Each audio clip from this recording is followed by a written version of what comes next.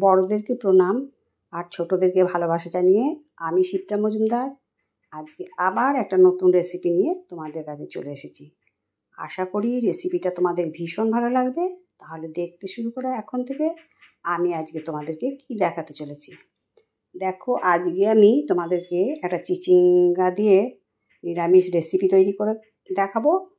সেই জন্য আমি 3টে চিচিঙ্গা নিয়ে নিয়েছি। চিচিঙ্গাগুলোকে প্রথমে এইভাবে খোসাটাকে ছুরির সাহায্যে চেঁচে পরিষ্কার করতে হবে। দেখো আমি ধুয়ে নিয়ে এসেছি। চিচিঙ্গা 3টে ছাড়ানো হয়ে গেছে। এবারে কীরকম সাইজ করে কাটবো সেটা তোমাদেরকে দেখিয়ে দিচ্ছি। দেখো 2 পাশটা প্রথমে কেটে বাদ দিয়ে দিলাম। এরপরে মাঝ বরাবর আমি কেটে নেব।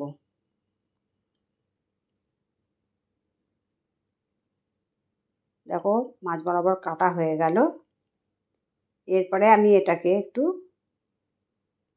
বড় বড় সাইজ করে কেটে নেব। চিচিঙ্গাগুলো বেশ নরম আছে। চিচিঙ্গা দিয়ে আমরা অনেক রকমের রেসিপি করে খাই।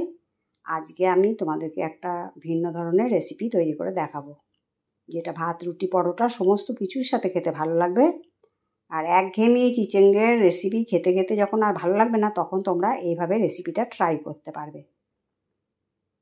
দেখো সমস্ত চিচিঙ্গাটা কাটা হয়ে গেছে। এরপরে কড়াইতে সর্ষের তেল চাপিয়ে দিয়েছি। এই রান্নাটা আমি সর্ষের তেলেই করছি। এবার চিচিঙ্গাগুলোকে প্রথমে তেলের মধ্যে আমি সম্পূর্ণটা ছেড়ে দেবো।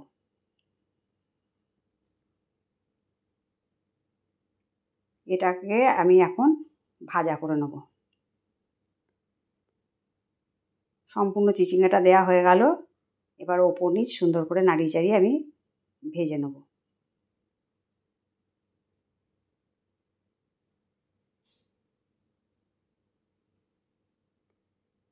এখন কিন্তু আমি এর মধ্যে কোনো নুন দেব না। নুন দিলে এটা জল ছেড়ে যাবে বলে এটা এমনি ভেজে রাখবো। দেখো বেশ অনেকটাই ভাজা হয়ে গেছে।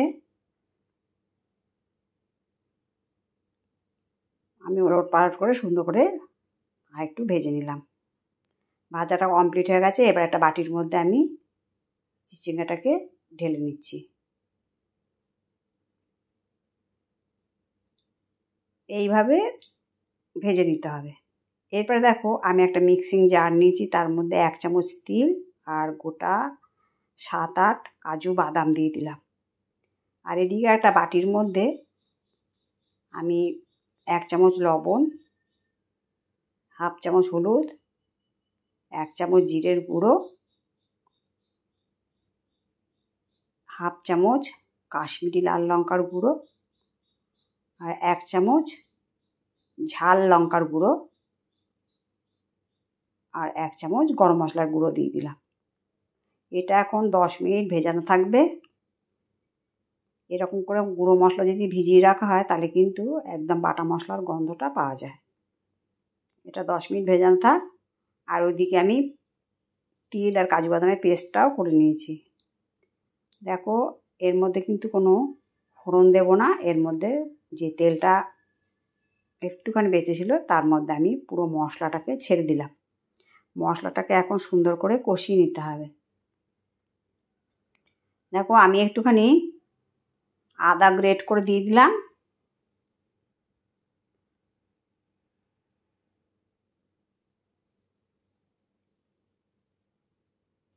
মশলাটা বেশ অনেকটাই কষে এসছে। এরপরে একটা কেটে রাখা টমেটো দিয়ে দিলাম। টমেটোটা কষে যাওয়া পর্যন্ত অপেক্ষা করব। সম্পূর্ণ টমেটোটা আমার দেয়া হয়ে গেল। এবার ভালো করে নাড়িয়ে চাড়িয়ে কষিয়ে নেব।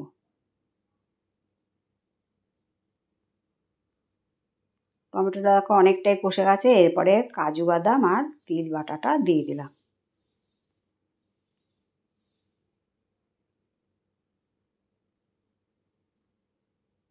এবারে আঁচটাকে কিন্তু সিম করে দিতে হবে, কেননা কাজু বাদাম আর তিলটা খুব সহজেই কড়াইয়ের গায়ে লেগে যেতে পারে। এই জন্য আঁচটাকে একদম সিম করে দিতে হবে। এরপরে আমি পরিমাণ মতো লবণ দিয়ে দিলাম। মশলার মধ্যে আগে যেহেতু লবণ দিয়েছিলাম সেই জন্য এখানে আর 1/2 চামচ লবণ দিয়ে দিলাম। আর একটুখানি স্বাদটাকে ব্যালেন্স করার জন্য চিনি দিয়ে দিলাম। তোমরা লক্ষ্য করেছিলে যে আমি চিচিঙ্গাটা কাটার সময় কিন্তু কোনো লবণ দিইনি, সেই জন্য এখন কিন্তু সঠিক মাপে লবণটা দিয়ে দিতে হবে। আর সিম আঁচ করে এই কাজু বাদাম আর তিলটাকে মশলার সাথে ভালো করে কষিয়ে নিতে হবে।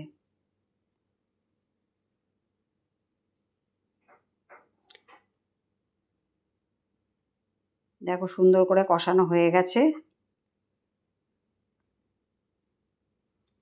এরপরে আমি এর মধ্যে সমস্ত চিচিঙ্গা ভাজাটা দিয়ে দিচ্ছি। বন্ধুরা, তোমাদেরকে আমি রিকোয়েস্ট করব একবার অন্তত এইভাবে চিচিঙ্গা রেসিপিটা রান্না করে খেও। 8-5টা চিচিঙ্গা যেমন রান্না করে খাও, তার থেকে এই রান্নাটা কিন্তু স্বাদটা সম্পূর্ণ আলাদা। এটা একটা চিচিঙ্গার ভিন্ন ধরনের রেসিপি, তাই তোমাদের সাথে আমি শেয়ার করলাম। যদি ভালো লাগে লাইক, শেয়ার, কমেন্ট আর সাবস্ক্রাইব করে আমার চ্যানেলের পাশে থেকো। আর যদি কোনো নতুন বন্ধু এসে থাকো অবশ্যই বেল বাটনটা অন করে দিও, তাহলে সমস্ত নোটিফিকেশান তোমাদের কাছে পৌঁছে যাবে। এবার আমি একটু জল দিয়ে দিলাম, দিয়ে এবার ঢাকনা দিয়ে দিলাম।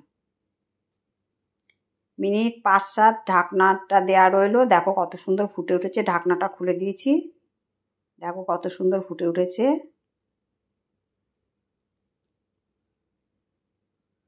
চিচিঙ্গাগুলো বেশ নরম হয়ে গেছে।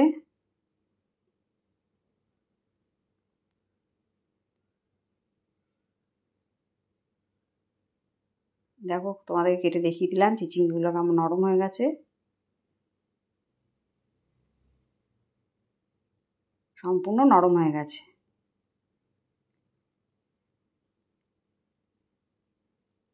দেখো কালারটা কত সুন্দর এসছে। তাহলে নিরামিষ চিচিঙ্গা রেসিপিটা কেমন লাগলো জানাবে। আমি একটা ওপর থেকে কাঁচা লঙ্কা দিয়ে দিলাম। কালারটা কত সুন্দর এসেছে। তাই বন্ধুরা, তোমরা অবশ্যই বাড়িতে একবার ট্রাই করবে আর তোমাদের সুন্দর সুন্দর কমেন্টসের মাধ্যমে জানাবে আজকের চিচিঙ্গার নিরামিষ রেসিপিটা কেমন লাগলো। আমার রান্নাটা কমপ্লিট হয়ে গেছে। এরপর আমি একটা ডিশের মধ্যে সার্ভ করে নিচ্ছি। এটা সব কিছুর সাথে খেতে ভীষণ ভালো লাগে।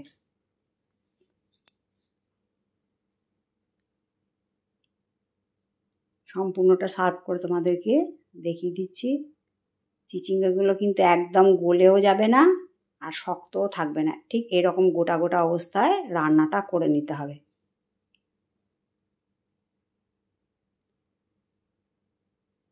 আর খুব বেশি গ্রেভি রাখার দরকার নেই, ঠিক এইরকম একটু হালকা ঝোল ঝোল থাকলে ভাত, রুটি, পরোটা সবের সাথে খেতে ভীষণ ভালো লাগে।